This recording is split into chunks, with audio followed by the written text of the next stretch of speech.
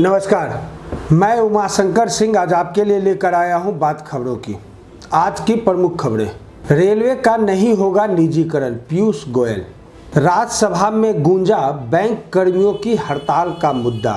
गुजरात के 4 महानगरों में कल से 31 मार्च तक रात का कर्फ्यू।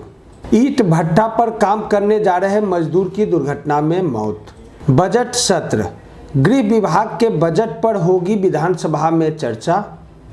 आमने सामने हैं सीएम और तेजस्वी। अब खबरें विस्तार से। रेलवे का नहीं होगा निजीकरण, पीयूष गोयल।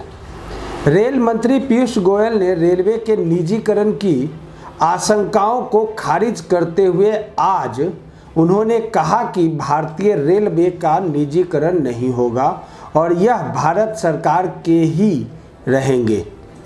रेल मंत्रालय के नियंत्रणाधीन विनियोग मांगों पर चर्चा का जवाब देते हुए पूर्ववर्ती कांग्रेस सरकारों को जमकर कोसा। उन्होंने कहा कि पूर्ववर्ती कांग्रेस सरकारों की बजट में रेल परियोजना की हवाई घोषणा होती थी, उसे जमीन पर नहीं उतारा जाता था। रेल मंत्री ने कहा कि मौजूदा मोदी सरकार ने रेलवे के भविष्य तैयार करने को लेकर नेशनल रेलवे प्लान 2030 तैयार किया है। इस प्लान के तहत जो प्रोजेक्ट तेजी से चलने चाहिए, जिसकी अति आवश्यकता है, उन्हें सुपर क्रिटिकल श्रेणी में रखा गया है और कुछ को क्रिटिकल प्रोजेक्ट की श्रेणी में रखा गया है।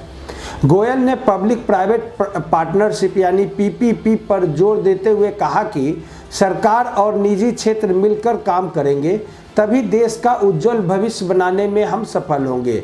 इसी दृष्टिकोण को लेकर हमने नेशनल रेल प्लान बनाया है। कोशिश यह है कि फ्रंट लोडिंग को 2024 से 25 तक 70 से 80% बढ़ा दे, जिससे रेलवे के जरिए सामान को दूर दूर तक पहुंचाने की सुविधा होगी। रेल मंत्री ने कहा कि पिछले 1 वर्ष की महामारी के दौरान हमने आपदा को अवसर में बदला, मालगाड़ियों में सुधार लाए, निवेश के द्वारा देश को आगे ले जा रहे हैं और तकनीक के द्वारा अच्छा भविष्य तैयार कर रहे हैं, पारदर्शिता बढ़ा रहे हैं। वर्ष 2020 की कहानी रेलवे के साहस, सेवा, समर्पण और सशक्तिकरण की कहानी है। राज्यसभा में गूंजा बैंक कर्मियों की हड़ताल का मुद्दा। सार्वजनिक क्षेत्र के बैंकों के निजीकरण के खिलाफ बैंक कर्मचारियों की हड़ताल का मुद्दा आज राज्यसभा में भी गूंजा। विपक्षी दलों, खासकर कांग्रेस ने सदन में इस मसले पर समाधान की दिशा में आगे बढ़ने के लिए वित्त मंत्री निर्मला सीतारमण से बयान जारी करने की मांग की।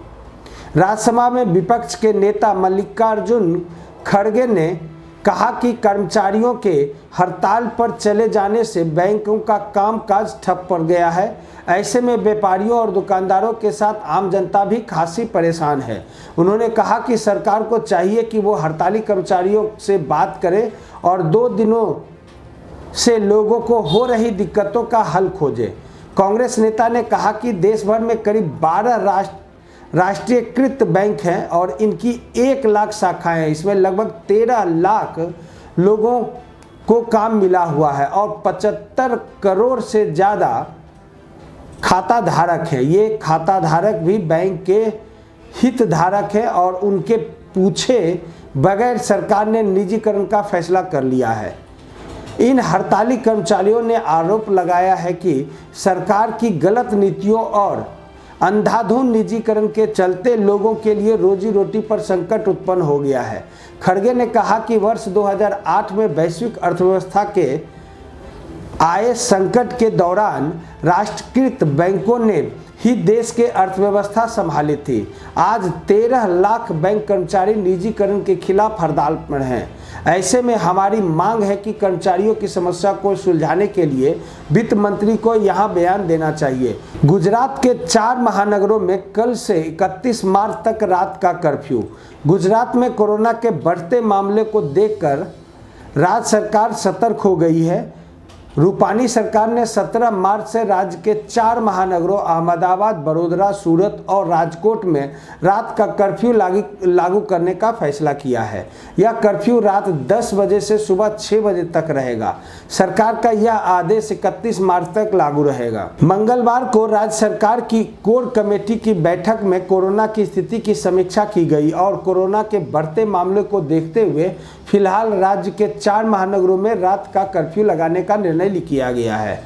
उप मुख्यमंत्री नितिन पटेल ने कोरोना के प्रसार को रोकने के लिए महानगर आयुक्तों के साथ चर्चा की और आवश्यक कदम उठाने के लिए स्थानीय स्तर पर निर्णय लेने के लिए निर्देश दिए हैं। उप मुख्यमंत्री पटेल ने कहा कि राज्य में कोरोना के मामले बढ़ रहे हैं, इसके लिए नगर निगम के आयुक्तों को उचित निर्णय लेने और आवश्यक कदम उठाने की अनुमति दी गई है।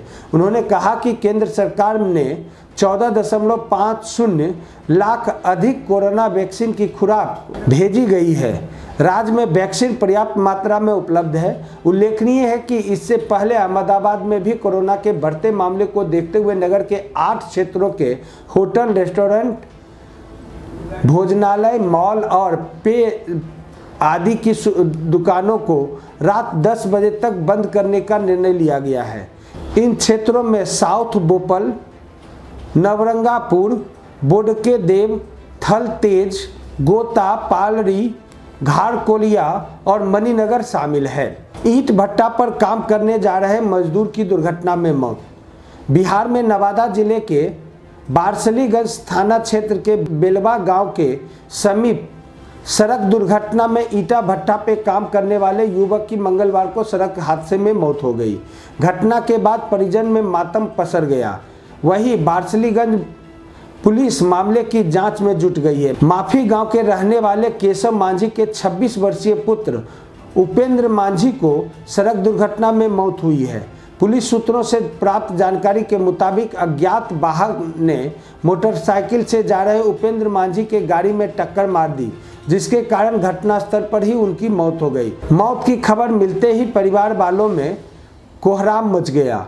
स्थानीय लोगों की सूचना में पुलिस ने पहुंचकर शव को कब्जे में लेकर पोस्टमार्टम के लिए नवादा भेजा है। बिहार विधानसभा में आज गृह विभाग के बजट पर चर्चा हुई। इसमें नेता प्रतिपक्ष तेजस्वी यादव अपनी बात सदन में रखे और सरकार की तरफ से मुख्यमंत्री नीतीश कुमार ने जवाब दिया। गृह विभाग की जिम्मेदारी खुद मुख्यमंत्री नीतीश कुमार ही संभाल रहे हैं। सदन की कार्रवाई में सबसे पहले प्रश्नोत्तर काल की कार्रवाई हुई। प्रश्नोत्तर काल में अल्प सूचित और तारांकित प्रश्नों पर सरकार की तरफ से दिए गए जवाब पर सदन पूरक प्रश्न किया। प्रश्नोत्तर काल के बाद विधानसभा में शून्यकाल की कार्रवाई हुई। गृह विभाग के साथ साथ विधानसभा में आज सामान्य प्रशासन विभाग, मंत्रिमंडल सचिवालय विभाग, निगरानी विभाग और निर्वाचन विभाग के बजट अनुदान मांग और कटौती प्रस्ताव पर चर्चा हुई। विधानसभा में आज 3 ध्यानाकर्षण सूचनाओं पर भी सरकार का जवाब हुआ। कृषि विभाग से जुड़े विधायक भूदेव चौधरी, समीर कुमार महासेठ और अन्य 4 विधायकों की तरफ से दी गई ध्यानाकर्षक सूचना पर सरकार जवाब दी। इसके अलावा शिक्षा विभाग से जुड़ी ध्यानाकर्षण सूचना पर भी सरकार की तरफ से सदन में जवाब हुआ। विधायक राजकुमार सिंह, पवन जायसवाल के साथ साथ कुल 11 विधायकों ने शिक्षा विभाग से जुड़े इन ध्यानाकर्षण सूचना को सदन में दिया है।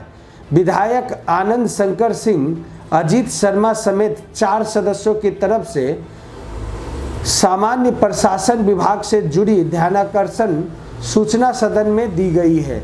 इस पर भी सरकार का जवाब हुआ। आज के लिए इतना ही। खबरों से अपडेट रहने के लिए बिहारी खबर के पेज को ज़्यादा से ज़्यादा लाइक, शेयर और सब्सक्राइब करें। नमस्कार।